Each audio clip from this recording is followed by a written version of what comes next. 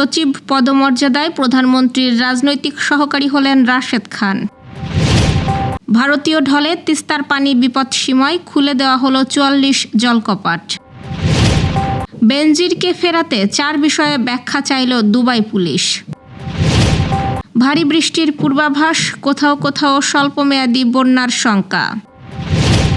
বিশ্বকাপ দেখে ফেরার পথে শার্শায় ট্রলি মোটরসাইকেল সংঘর্ষে 2 জনের মৃত্যু।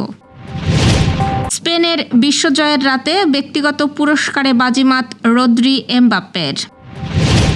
হরমুজ প্রণালী দিয়ে তেল গ্যাস চলাচল বন্ধের হুঁশিয়ারি ইরানের। দর্শক, শুনছিলেন দিনের খবরের প্রধান প্রধান শিরোনাম, এবার বিস্তারিত। তার আগে আমাদের ইউটিউব চ্যানেল সাবস্ক্রাইব করুন এবং সব খবর পেতে ফেসবুক পেজ ফলো করে রাখার পাশাপাশি ওয়েবসাইট ভিজিট করুন। প্রধানমন্ত্রী তারেক রহমানের সচিব পদমর্যাদার রাজনৈতিক সহকারী হিসেবে নিয়োগ পেয়েছেন বিএনপি নেতা রাশেদ খান। রোববার এই সংক্রান্ত একটি প্রজ্ঞাপন জারি করেছে জনপ্রশাসন মন্ত্রণালয়। আজ তার নিজস্ব ভেরিফাইড ফেসবুক আইডিতে দেওয়া এক পোস্টে বিষয়টি জানান রাশেদ খান নিজেই। পোস্টে তিনি প্রজ্ঞাপনের একটি ছবিও শেয়ার করেন। ওই পোস্টে রাশেদ খান লেখেন, আলহামদুলিল্লাহ, মাননীয় প্রধানমন্ত্রী আমাকে তার সহকারী রাজনৈতিক পদে সচিব পদমর্যাদায় নিয়োগ দিয়েছেন।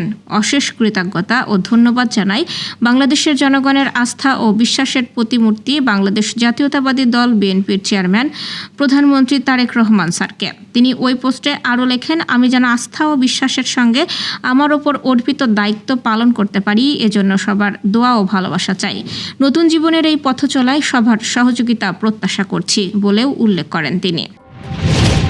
ভারতীয় উজানের ঢল ও ভারী বৃষ্টিতে আবারও তিস্তা নদীর পানি বেড়ে নীলফামারীর ডালিয়া পয়েন্টে বিপদসীমার 5 সেন্টিমিটার নিচ দিয়ে প্রবাহিত হচ্ছে। পানির চাপ সামাল দিতে তিস্তা ব্যারেজের 44টি জলকপাট খুলে দেওয়া হয়েছে। আজ সকালে বিষয়টি নিশ্চিত করেছে পানি উন্নয়ন বোর্ড ডালিয়া ডিভিশনের তিস্তা নদীর পানি পরিমাপক নুরুল ইসলাম। তিনি বলেন, সোমবার সকাল 9টায় দেশের সর্ববৃহৎ সেচ প্রকল্প তিস্তা ব্যারেজের নীলফামারীর ডিমলা উপজেলার ডালিয়া পয়েন্টে তিস্তা নদীর পানির সমতল রেকর্ড করা হয়েছে 52.10 মিটার। এটি বিপদসীমার 5 সেন্টিমিটার নিচ দিয়ে প্রবাহিত হচ্ছে। এই পয়েন্টে বিপদসীমা 52.15 মিটার। একই দিন সকাল 6টায়ও পানির উচ্চতা একই পর্যায়ে ছিল। পাউবো ডালিয়া ডিভিশনের নির্বাহী প্রকৌশলী অমিতাভ চৌধুরী বলেছেন, তিস্তা নদীর পানি বেড়ে সকাল 9টায় বিপদসীমার 5 সেন্টিমিটার নিচ দিয়ে প্রবাহিত হচ্ছে। পানি আরও বাড়তে পারে। পরিস্থিতি নিয়ন্ত্রণে তিস্তা ব্যারেজে 44টি জলকপাট খুলে দেওয়া হয়েছে।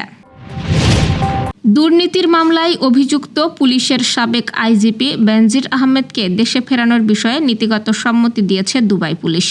তবে প্রত্যর্পণ প্রক্রিয়া এগিয়ে নিতে 4টি বিষয়ে ব্যাখ্যা চেয়ে ইন্টারপোলের মাধ্যমে বাংলাদেশ সরকারকে চিঠি পাঠানো হয়েছে। দুদক জানিয়েছে, দুবাই পুলিশের চিঠি ইতোমধ্যেই বাংলাদেশে পৌঁছেছে। পররাষ্ট্র ও স্বরাষ্ট্র মন্ত্রণালয়ের সমন্বয়ের জবাব প্রস্তুত করা হচ্ছে। দুবাই কর্তৃপক্ষ জানতে চেয়েছে, বাংলাদেশ কোন আইনের আওতায় বেনজিরকে ফেরত নিতে চায়, গ্রেফতারি পরোয়ানার আন্তর্জাতিক আইনি ভিত্তি কী এবং প্রত্যর্পণ প্রক্রিয়ায় স্বরাষ্ট্র মন্ত্রণালয় কেন সমন্বয় করছে। বর্তমানে বেনজির আহমেদ দুবাইয়ের একটি কারাগারে আটক রয়েছেন। তার বিরুদ্ধে দুর্নীতি, অর্থপাচার ও জ্ঞাত আয় বহির্ভূত সম্পদ অর্জন সহ 6টি মামলা চলমান রয়েছে। দ্রুত জবাব পাঠানো গেলে তাকে দেশে ফিরিয়ে আনার প্রক্রিয়া আরও এগোবে বলে আশা করছে দুদক। আগামী 24 থেকে 48 ঘন্টার মধ্যে সারা দেশে ভারী বৃষ্টিপাত এবং নদ নদীর পানি বেড়ে লালমনিরহাট, নীলফামারী, রংপুর, গাইবান্ধা ও কুড়িগ্রামে নতুন করে বন্যা পরিস্থিতির পূর্বাভাস দিয়েছে বন্যা পূর্বাভাস ও সতর্কীকরণ কেন্দ্র। তিস্তা, ধরলা ও দুধকুমারের পানি আগামী 3 দিন বৃদ্ধি পেতে পারে। এসব নদীর পানি কিছু স্থানে বিপদসীমার ওপর দিয়ে বইতে পারে। রংপুর, লালমনিরহাট, নীলফামারী, গাইবান্ধা ও কুড়িগ্রামে নদী সংলগ্ন নিম্নাঞ্চলের কোথাও কোথাও আকস্মিক অথবা স্বল্পমেয়াদী বন্যা দেখা দিতে পারে।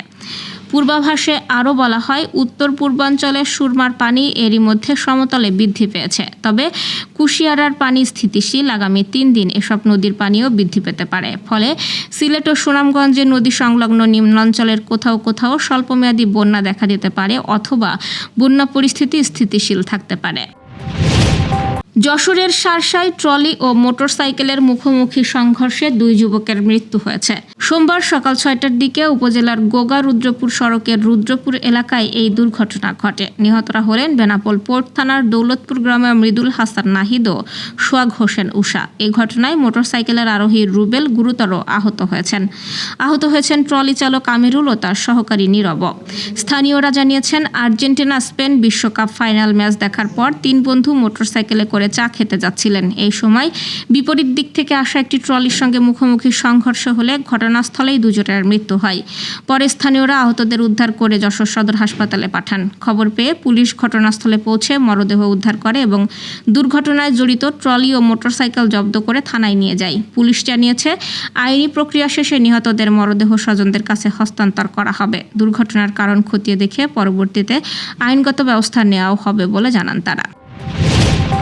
স্পেনের বিশ্বকাপ জয়ের মধ্যে দিয়ে শেষ হয়েছে 2026 ফিফা বিশ্বকাপের রোমাঞ্চকর আসর। শিরোপার পাশাপাশি টুর্নামেন্ট জুড়ে অসাধারণ নৈপুণ্য দেখানো ফুটবলারদের হাতে উঠেছে ব্যক্তিগত ও দলীয় বিভিন্ন সম্মাননা।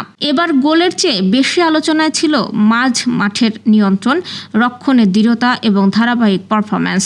সবচেয়ে মর্যাদাপূর্ণ গোল্ডেন বল জিতেছেন স্পেনের অধিনায়ক ও ডিফেন্সিভ মিডফিল্ডার রদ্রি।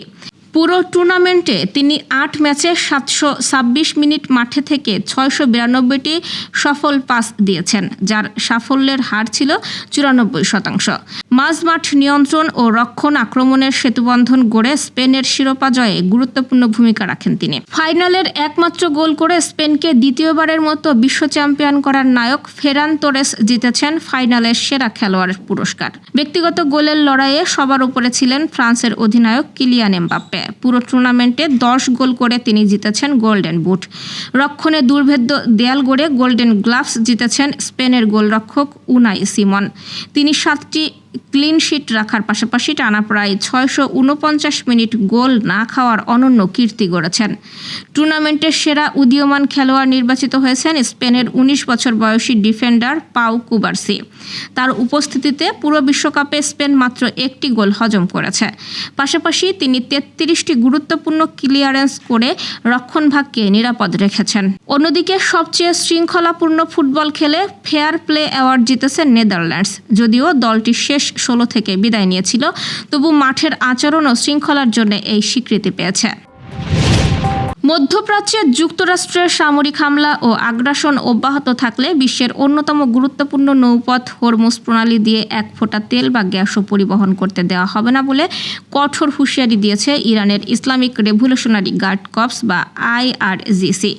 সংস্থাটি দাবি করেছে, মার্কিন সামরিক তৎপরতার কারণে হরমুজ প্রণালীতে 2টি তেলবাহী ট্যাঙ্কার বিস্ফোরণে ক্ষতিগ্রস্ত হয়েছে। যদিও এই ঘটনার সত্যতা স্বাধীনভাবে নিশ্চিত করতে পারেনি আন্তর্জাতিক সংবাদ মাধ্যম রয়টার্স।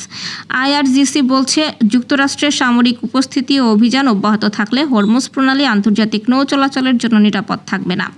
এমনকি পেট্রোকেমিক্যাল পণ্য, তেল কিংবা গ্যাস পরিবহনও ঝুঁকির মুখে পড়বে। একই সঙ্গে তেহরান যুক্তরাষ্ট্রকে সতর্ক করে জানিয়েছে, তারা শিগগিরই কঠোর জবাবের মুখোমুখি হতে পারে।